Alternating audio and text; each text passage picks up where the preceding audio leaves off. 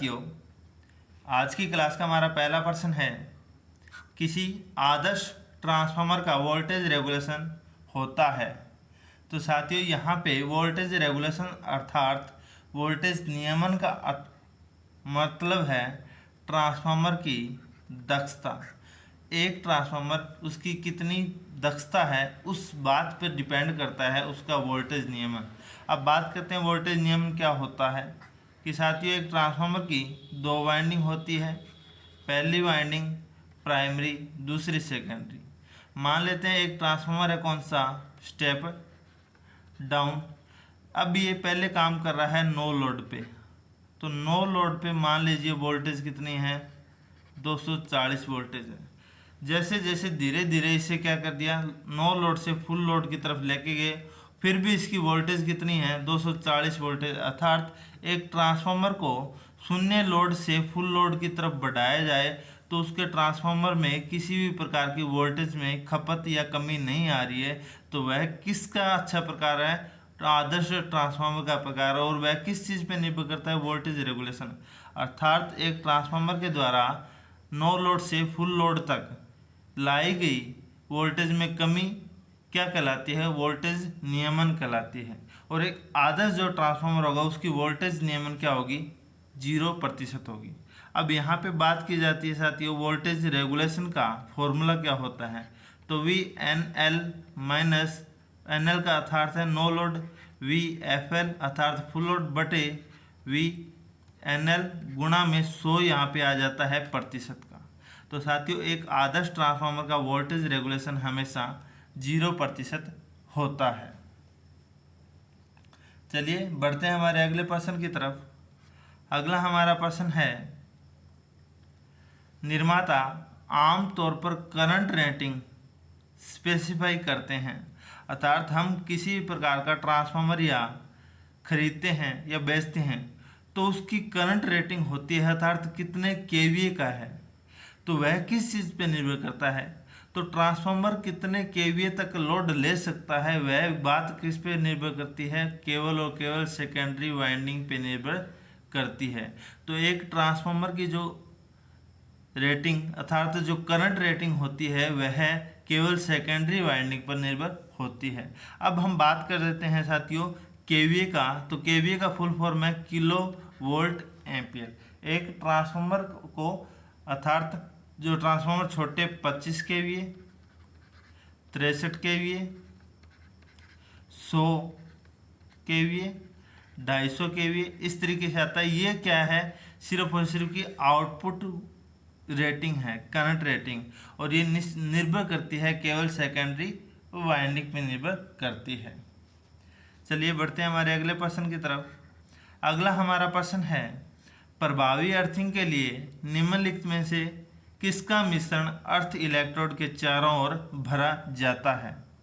तो साथियों, प्रभावी अर्थिंग बनाने के लिए क्या किया जाता है कि उस भूमि को उपयुक्त किया जाता है जहाँ पे भूमि का प्रतिरोध क्या हो, कम प्रतिरोध हो। अर्थात फिर भी प्रतिरोध अधिकता है तो उस अर्थिंग को प्रॉपर मजबूत करने के लिए या उसके प्रतिरोध को कम करने के लिए तो उसके चारों ओर क्या बनाई जाती है, नमी बनाई जाती है। और नमी को बनाए रखने के लिए उसके चारों ओर चारकोल अर्थात कोयला और नमक भरा जाता है। क्या भरा जाता है, नमक भरा जाता है। प्रभावी अर्थिंग के लिए कोल अर्थात कोयला और नमक का जो मिश्रण होता है वो प्रतिरोध के चारों तरफ भरा जाता है, जिसका मुख्य कार्य नमी को बनाए रखना और तथा प्रतिरोध का मान को कम करना है। तो इसका सही आंसर हो जाएगा ऑप्शन डी। चलिए बढ़ते हैं हमारे अगले प्रश्न की तरफ। अगला हमारा प्रश्न है, 200 वोल्ट सप्लाई पर 100 वाट बल्ब का प्रतिरोध कितना होगा। हमें क्या दे रखा है, पावर दे रखी है कितनी, 100 वाट, वोल्टेज दे रखी है 200 वोल्ट, निकालना क्या है हमें, प्रतिरोध। फॉर्मूला क्या है, शक्ति P बराबर V गुणा में I।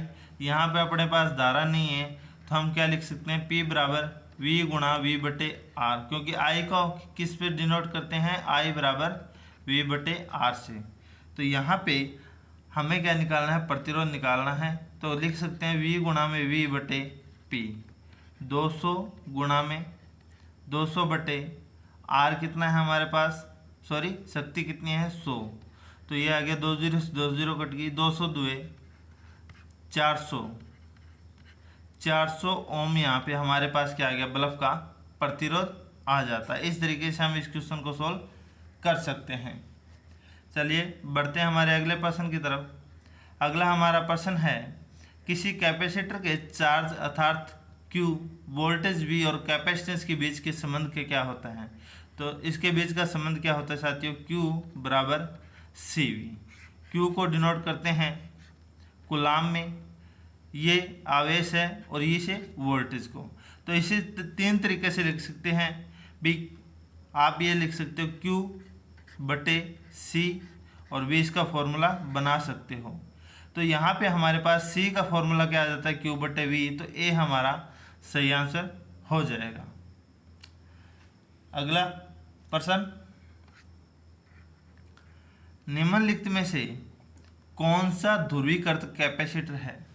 तो साथियों मैं आपको बता देता हूँ, ध्रुवीकृत का अर्थ है कि एक कैपेसिटर के जैसे 2 सिरे हैं, वो दोनों सिरे निश्चित ध्रुवता वाले होते हैं, अर्थात एक पॉजिटिव और दूसरा नेगेटिव। कुछ कैपेसिटर का निर्माण इस तरीके से किया जाता है कि उनके प्रत्येक जो तार है उसको ध्रुवता के हिसाब से जोड़ा जाना निश्चित किया जाता है, परंतु अधिकतर कैपेसिटर ऐसे हैं जिन्हें पॉजिटिव को नेगेटिव से या नेगेटिव से पॉजिटिव उसकी कोई ध्रुवता या उसके जो सिरे हैं वो फिक्स नहीं होते।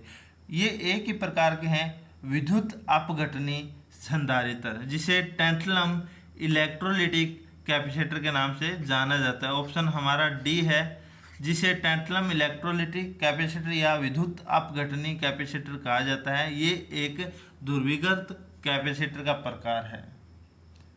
चलिए बढ़ते हैं हमारे अगले प्रश्न की तरफ। अगला हमारा प्रश्न है 1 मेगाहर्ट्ज पर कैपेसिटर 100 ओम के लिए किस कैपेसिटेंस की आवश्यकता होगी। तो साथियों हमने पढ़ा है कि XC बराबर 1/2 पाई FC। यहाँ पे धारिता की बात की जा रही है, तो धारिता का फॉर्मूला क्या हो जाएगा, यहाँ से C बराबर 1/2 पाई FXC आ जाएगा। अब हमारे पास फ्रीक्वेंसी कितनी दे रखी है, 1 मेगाहर्ट्ज, और प्रतिरोध कितना देख रहा है या XC का मान कितना दे रखा है 100 ओम। तो 1/2 गुणा में 3.14 किसका मान हो गया, पाई का, गुणा में फ्रीक्वेंसी कितनी है 10⁶, क्योंकि मेगा को 1 मेगा बराबर कितना होता है 10⁶ होता है, गुणा में 100। अब साथियों पॉइंट हटाइए, यहाँ पे यह क्या आ गया 100 आ गया, 100 से 100 कट गया।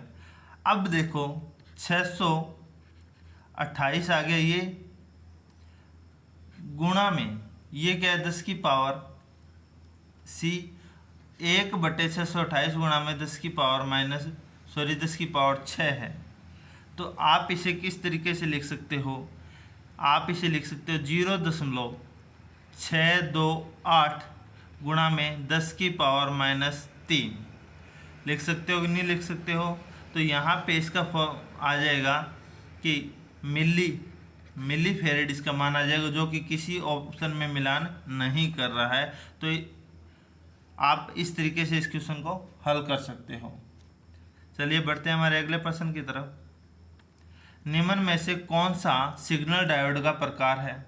तो साथियों यह जब प्रश्न पूछा गया था तो भर्ती प्रतियोगिता या जो अधीनस्थ बोर्ड है उसने एक ऑप्शन सही माना था, 0A791 सिग्नल डायोड का प्रकार है। चलिए बढ़ते हैं हमारे अगले प्रश्न की तरफ। अगला हमारा प्रश्न है किसी डायोड में अधिकतम रिवर्स वोल्टेज सहन करने की क्षमता को क्या कहा जाता है। कि एक डायोड है साथियों, इस डायोड के अंदर मतलब उसे उल्टा जोड़ देने पर किसी परिपथ में वह अधिकतम कितनी वोल्टेज सहन कर सकता है, वह क्या कहलाती है, उसकी पीक इनवर्स वोल्टेज कहलाती है। तो डी हमारा सही आंसर हो जाएगा। अर्थात किसी डायोड में अधिकतम रिवर्स अर्थात विपरीत ध्रुवता की जो वोल्टेज सहन करने की क्षमता होती है डायोड की, वो क्या कहलाती है, पीक इनवर्स वोल्टेज कहलाती है। तो डी हमारा सही आंसर हो जाएगा। अगला हमारा प्रश्न है, यदि half wave rectifier AC input 12 voltage RMS है तो आउटपुट डीसी क्या होगी। तो साथियों यहाँ पे बात की जा रही है कि एसी आउटपुट। तो इसका आप अगर आपको इस क्वेश्चन का आंसर मालूम है तो मुझे कमेंट में बॉक्स में बताएं। अगर आपने क्वेश्चन का आंसर गलत बताया तो मैं आपको अगली कक्षा के अंदर इस क्वेश्चन का आंसर बताऊंगा। परंतु मैं आपको बता देता हूं कि मैं आपको अगले क्वेश्चन के साथ इसके हाफ वेव की इनपुट एसी की आउटपुट क्या होगी, फुल वेव की क्या होगी और ब्रिज रेक्टिफायर की एसी की आउटपुट डीसी क्या होगी, तीनों के बारे में एक साथ अगली क्लास में मैं आपको चर्चा सहित बताऊंगा। चलिए बढ़ते हैं हमारे अगले प्रश्न की तरफ। अगला हमारा प्रश्न है, पीसीबी अर्थात पावर सर्किट ब्रेकर की साइड जिस पर घटक लगे होते हैं उसे घटक साइड के रूप में संदर्भित किया जाता है। अर्थात आपने देखा होगा कोई इलेक्ट्रॉनिक्स कंप्यूटर है, रेडियो है, एलईडी है, उसके अंदर एक प्लेट लगी होगी, उस प्लेट को क्या कहा जाता है, पीसीबी। उसके अंदर छोटे छोटे कैपेसिटर, प्रतिरोध या चौक लगे होते हैं, उनको उस साइड को दूसरी साइड क्या होते हैं, ये सभी के सभी सोल्डर किए हुए होते हैं। तो जिस साइड ये लगे होते हैं उसे घटक साइड कहा जाता है।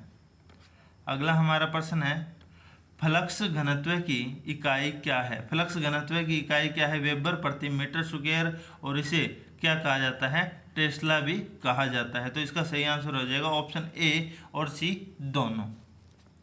अगला हमारा प्रश्न है, दिए गए परिपथ में केवीएल अर्थात किरचॉफ वोल्टेज नियम का उपयोग करके V1 और V2 का मान ज्ञात करें।